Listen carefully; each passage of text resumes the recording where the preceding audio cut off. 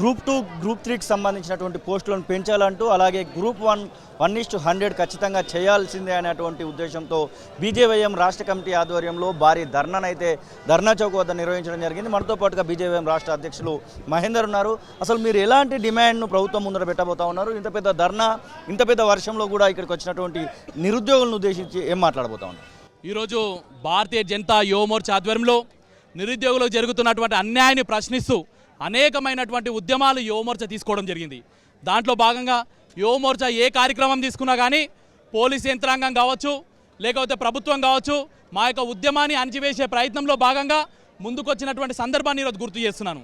అదేవిధంగా రేవంత్ రెడ్డి గారికి మేము అల్టిమేట్ జారీ చేస్తూ మేము ఒకటి కోరుకుంటున్నాము.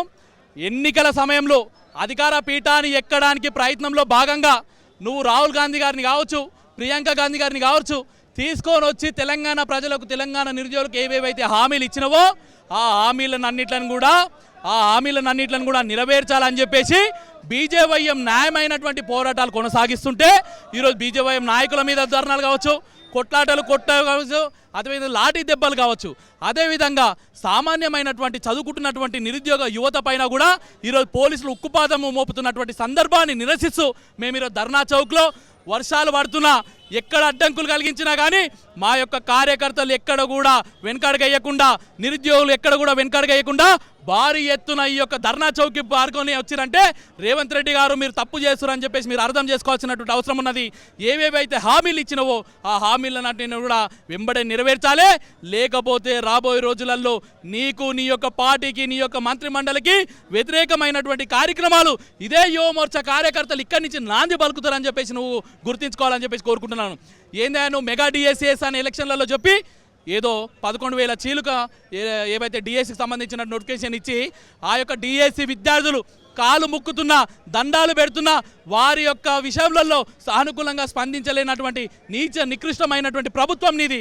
అలాంటి వ్యక్తులు పోయి అక్కడ ఎగ్జామ్ రాస్తుంటే వెకిలి చేష్టలు చేసుకుంటా వారిలో కోపాన్ని రగిలించే విధంగా ఓటింగ్లను ఏర్పాటు చేసి ఈ యొక్క విద్యార్థులకు శుభాకాంక్షలు అని చెప్పేసి ఓటింగ్లు పెట్టుకునే అంటే దాంట్లో సోయి వాళ్ళకు న్యాయం చేయాలన్నట్లేదు.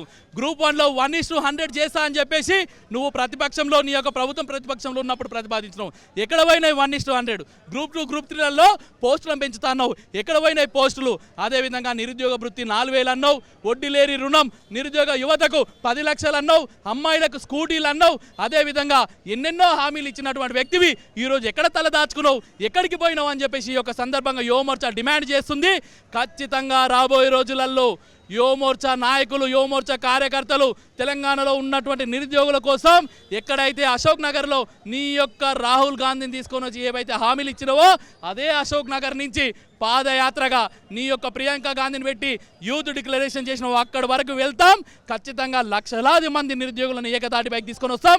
నువ్వు మోసం చేసినటువంటి పద్ధతిని ప్రజలకు వివరిస్తామని చెప్పేసి ఒక నిరుద్యోగులకు మద్దతుగా ఉండడం కోసమే మేము పోస్ట్పోన్ చేశాము, నిరుద్యోగుల కోసం పనిచేస్తుంది ప్రభుత్వం అంటూ కాంగ్రెస్ పార్టీ శ్రేణులు అందరూ కూడా చెప్తున్నటువంటి సందర్భాన్ని చూస్తూ ఉన్నాం.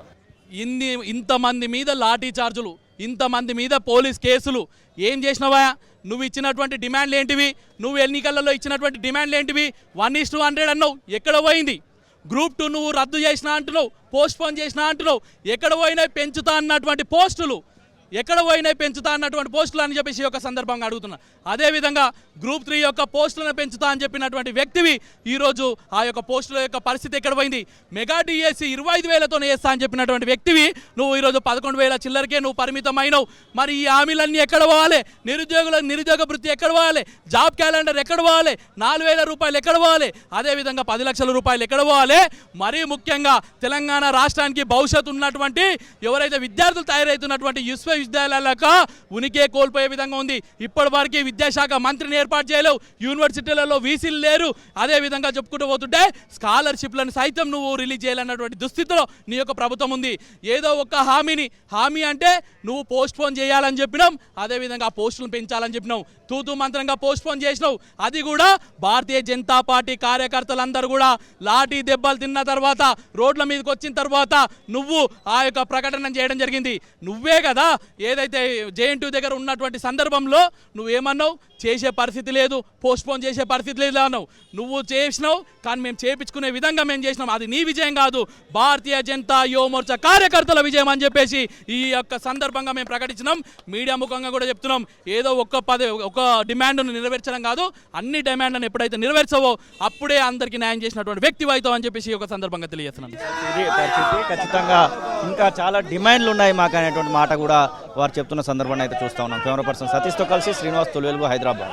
అసలైన తొలి వెలుగు. ఫాలో వాట్సాప్ @తొలి వెలుగు official.